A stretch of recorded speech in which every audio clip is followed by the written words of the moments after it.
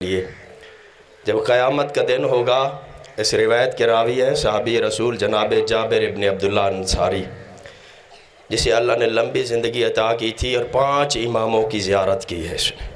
اور یہ جابر کہتا ہے، میں نے اپنے 5ویں آقا امام محمد باقر علیہ السلام سے کہا کہ مولا مجھے اپنی دادی کے فضائل سنائے تاکہ میں وہ آپ کے شیعوں تک پہنچاؤں اور وہ خوش ہو جائیں۔ اس وقت 5ویں امام نے فرمایا کہ یہ میں نے اپنے بابا سے سنی، میرے بابا نے اپنے بابا حسین سے سنی، مولا حسین نے اپنے بابا علی سے سنی، اور علی نے رسول خدا پیغمبر اسلام سے سنی۔ پیغمبر نے فرمایا تھا قیامت کا دن ہوگا، انبیاء کے لیے، رسولوں کے لیے ممبر لگیں گے، سب سے اونچے ممبر پر مجھے بٹھایا جائے گا اور سارے رسولوں اور انبیاء کو وہاں بٹھایا جائے گا، اور آواز توحید آئے گی کہ اے میرا حبیب آج آپ ایک خطبہ پڑھیں۔ تو اللہ کے رسول ایک خطبہ پڑھیں گے، ایسا خطبہ پڑھیں گے کہ انبیاء میں سے کسی نے پہلے ایسا خطبہ نہیں سنا ہوگا۔ پھر اوصیاء کے لیے ممبر لگائے جائیں گے، سب سے اونچے ممبر پر علی کو بیٹھایا جائے گا، علی بھی ایک خطبہ پڑھیں گے کہ کسی نے پہلے کبھی ایسا خطبہ نہیں سنا ہوگا۔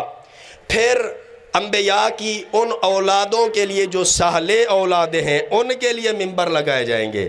صالح اولادیں شرط ہے کیونکہ انبیاء کی کچھ اولادیں ایسی بھی تھیں جو غرق ہو کے مر گئی تھی، صالح اولادوں کے لیے ممبر لگایا جائے گا۔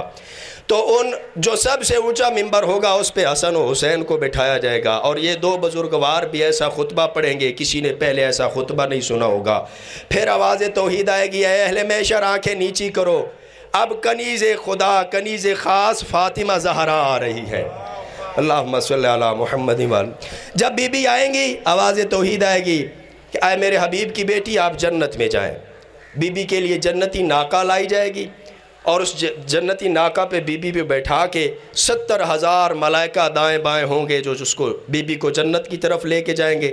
جب بی بی جنت کے دروازے پر پہنچے گی تو اس وقت بی بی پیچھے دیکھے گی، مڑ کے دیکھے گی، آواز توحید آئے گی، میرے حبیب کی بیٹی میں نے کہا ہے آپ جنت میں جائیں، آپ پیچھے کیوں دیکھتی ہیں؟ اس وقت بی بی کہے گی پروردگار چاہتی ہوں آج میرا مقام اور مرتبہ دکھایا جائے، چاہتی ہوں آج میرا مقام اور مرتبہ دکھایا جائے۔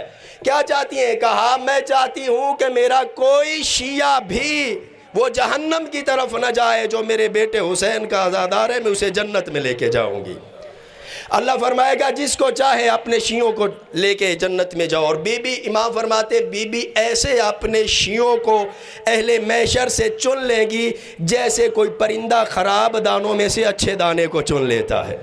جب سارے شیعوں کو لے کے جنت کے دروازے پر پہنچیں گی تو اس وقت بی بی امام فرماتے ہیں کہ جو امام کے شیعہ تھے اللہ ان کے دل میں ڈالے گا، تو وہ شیعہ بھی پیچھے مڑ کے دیکھیں گے۔ اللہ فرمائے گا کہ میں نے آپ کے حق میں اپنے رسول کی بیٹی کی شفاعت کو قبول کیا ہے، آپ پیچھے کیوں دیکھتے ہیں؟ وہ شیعہ بھی کہیں گے پروردگار ہم بھی چاہتے ہیں ہمارا بھی مقام اور مرتبہ دکھایا جائے۔